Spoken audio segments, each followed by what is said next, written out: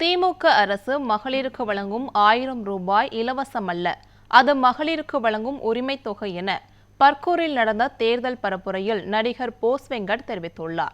கிருஷ்ணகிரி மாவட்டம் பர்கூர் சட்டமன்ற தொகுதியில் போட்டியிடும் திமுக வேட்பாளர் மதியழகனை ஆதரித்து திரைப்பட நடிகரும் திமுக நட்சத்திர வேட்பாளருமான போஸ் வெங்கட் தேர்தல் பரப்புரை மேற்கொண்டார்.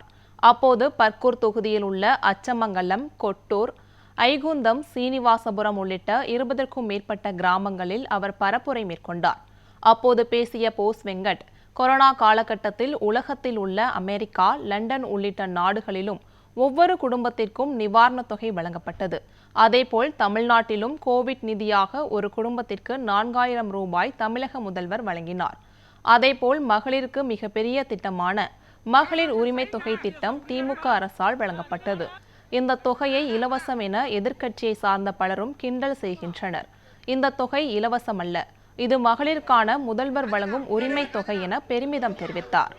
அதிமுக ஆட்சி காலத்தில் 3.25% இருந்த பொருளாதார வளர்ச்சி தற்போது 11.07% ஸ்டாலின் அதிகப்படுத்தி இருப்பதாக தெரிவித்தார்.